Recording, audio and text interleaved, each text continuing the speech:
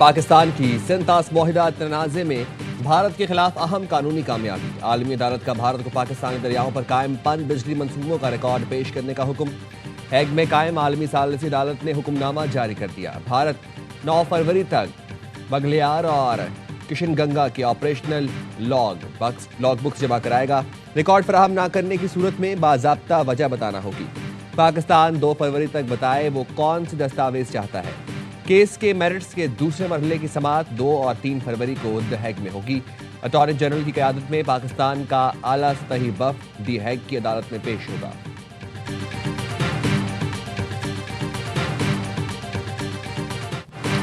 वज़ीर आज़म शहबाज शरीफ का सनअतों के लिए बिजली 4 रुपए 4 पैसे सस्ती करने का ऐलान। तकरीब से खिताब में कहा, बस चले तो टैरिफ में मजीद 10 रुपए कमी कर दो, लेकिन हाथ बंधे हुए हैं। बरामद कुनिंदगान के लिए टैक्स 7.5% से कम करके 4.5% कर दिया। मार्का हक में कामयाबी के बाद पाकिस्तान की इज्जत में बेपनाह इजाफा हुआ। पाकिस्तान की फतह को भारत की नस्लें याद रखेंगी। आज किसी मुल्क के दौरे पर जाते हैं तो पाकिस्तान को इज्जत की निगाह से देखा जाता है।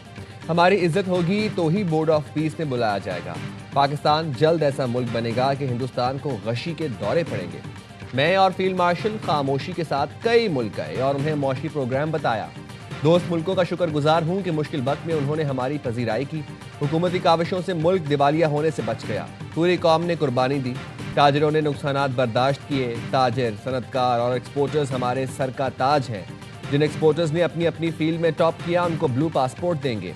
वज़ीर आज़म ने कौमी मईशत में नुमाया किरदार अदा करने वाले एक्सपोर्टर्स को अवार्ड्स दिए।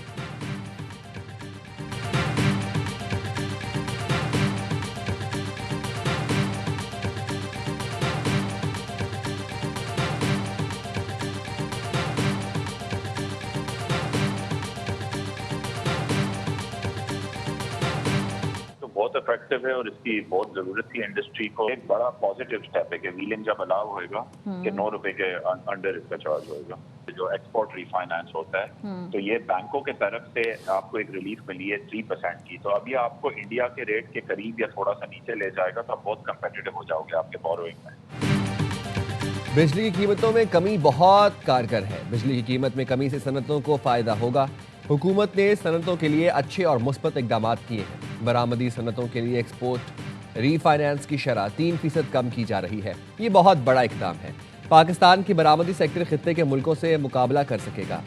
Director Gul Ahmed textiles Ziyad Bashir की AIY न्यूज़ से गुफ्तगू। IMF प्रोग्राम की वजह से वज़ीर आज़म के हाथ बंधे हैं। उन्होंने प्राइवेट सेक्टर से काफ़ी तजावीज़ ली हैं।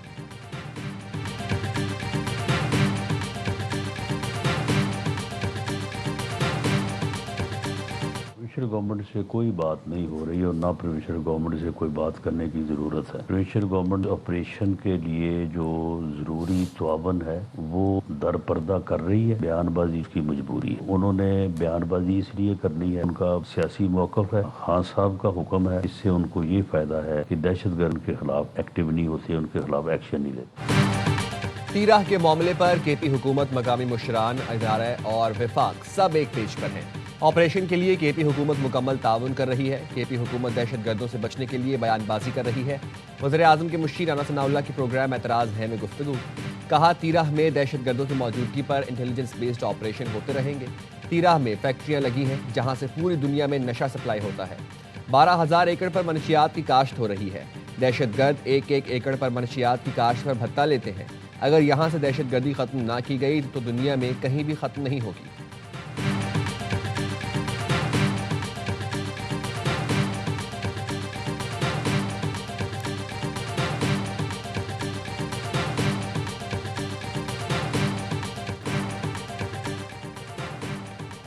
वादिये तीराह में कोई बड़ा फौजी ऑपरेशन नहीं हो रहा, सिर्फ IBOs हो रहे हैं।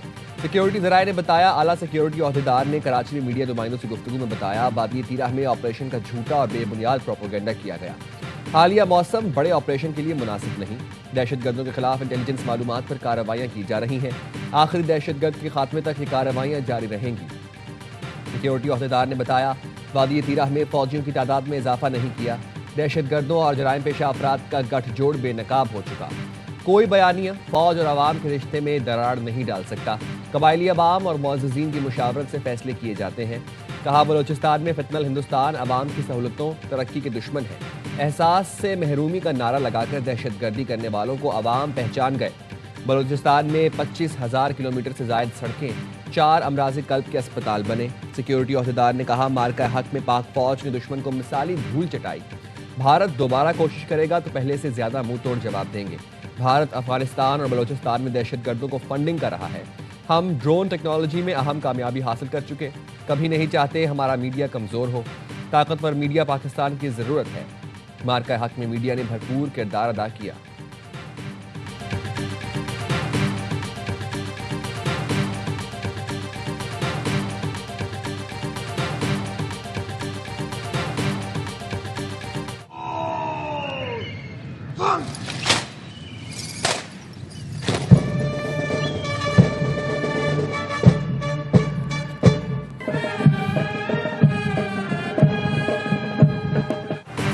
फील्ड मार्शल सैयद आसिम मुनीर से तुर्की के चीफ ऑफ टेरर स्टाफ की मुलाकात। पाक तुर्किया दिफाई और अस्करी ताउन के फरोग पर तबादला ख्याल।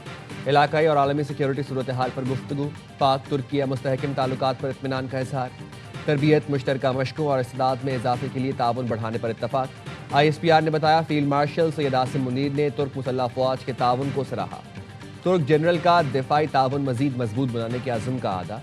पाक फौज की पेशा वराना सलाहियतों की तारीफ की। GHQ पहुंचने पर सल्जोक, बायर इख्तार ओगलो को पाक फौज के दस्ते ने गार्ड ऑफ ऑनर पेश किया।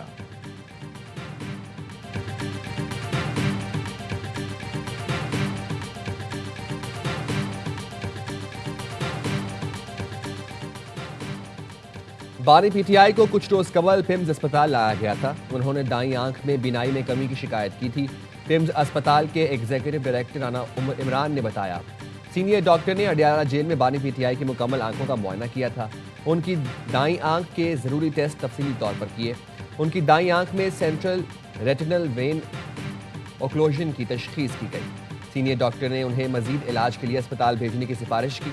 हफ्ता और इतवार की दरमियानी शब बानी PTI को तजवीज़ करदा इलाज के लिए पिम्स लाया गया। बानी PTI को मर्ज और इलाज तफसील से समझाया गया। इलाज से पहले बानी PTI से बाकायदा तहरीरी रजामंदी भी हासिल की गई। बानी PTI का इलाज ऑपरेशन थिएटर में जरासीम से पाक माहौल और निगरानी में किया गया। बानी PTI का इलाज तकरीबन 20 मिनट में बखैर खूबी मुकम्मल हुआ। इलाज के दौरान मरीज की वाइटल अलामत मुस्तहकम रही।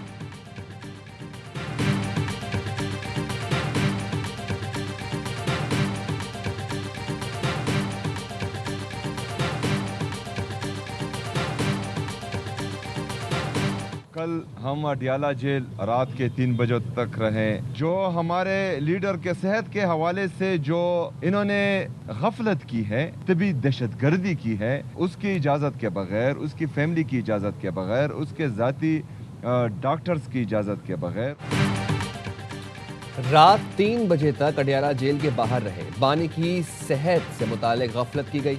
वज़ीर आला KP सुहेल आफरीदी का कहना है, हमारे साथ झूठ बोला जाता है। ये आवाम का एतमाद खो चुके हैं। हम कल से ज़ाती मौलजीन की बानी से मुलाकात के लिए कोशिश कर रहे हैं। सलमान अकरम राजा ने कहा, बानी PTI की सेहत से ज्यादा अहम कुछ नहीं। अस्पताल ले जाने का मामला खुफिया रखा गया। 5 दिन झूठ बोला। चीफ जस्टिस और अटॉर्नी जनरल से मुलाकातें हुई। तमाम दिन की कोशिशों के बावजूद तसल्ली बख्श जवाब हासिल नहीं हुआ। तिब्बी रिपोर्ट बानी और खानदान को देने की यकीन दहानी कराई गई। बानी PTI का खानदान इलाज के बारे में फैसला करेगा।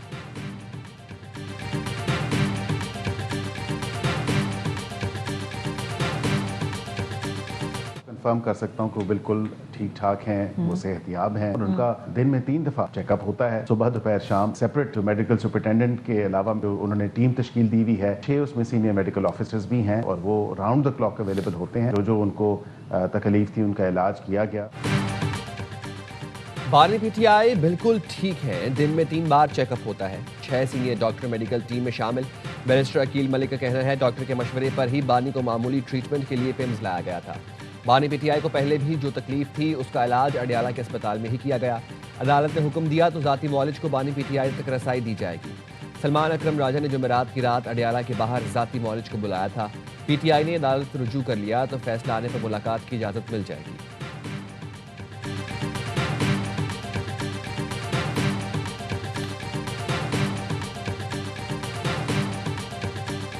तो सुहेल ने वहाँ जाते ही बयान दे दिया था कि वर्कर्स को नहीं, सिर्फ MPAs को हमने कॉल की है। एक रात पहले KP हाउस में मीटिंग हुई है, सुबह चीफ मिनिस्टर साहब अडयाला जाते हैं, तो जब रात को मीटिंग हुई थी वहीं फाइनल कर लेना था, तमाम MPAs को कन्वे कर देना था और वो पहुंच जाते।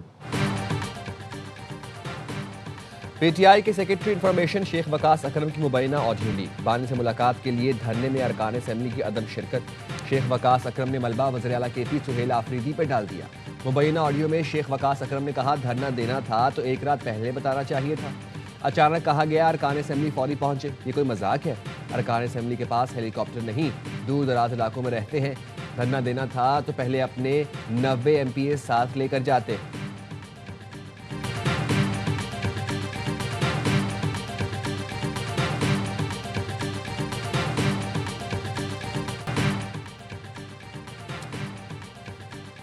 शुमाली बलूचिस्तान में फिर बादल बरस पड़े। चमन, कला अब्दुल्ला, गुलिस्तान, कोशिक टॉप, ख्वाजा इमरान और तोबा चकजई में वक्फे से बारिश ने सर्दी की शिद्दत में इजाफा कर दिया।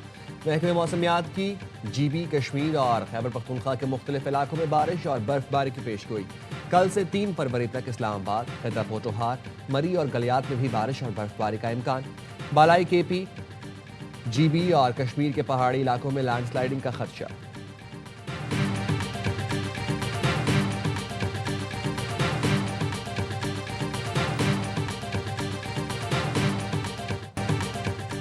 पाकिस्तान और ऑस्ट्रेलिया का दूसरा T20 आज खेला जाएगा। पाकिस्तान ने ऑस्ट्रेलिया को पहले मैच में 22 रन से शिकस्त दी। 169 रन के ताकुब में कैंगरूज 8 विकेट पर 146 रन बना सके।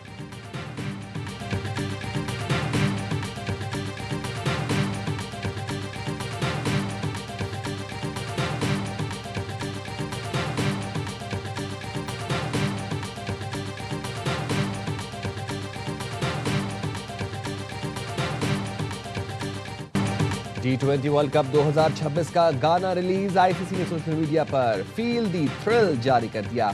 एंथम मारूफ मौसीकार अनिरुद्ध रविचंद्र ने कंपोज किया। T20 वर्ल्ड कप 7 फरवरी से 8 मार्च तक भारत और श्रीलंका में खेला जाएगा।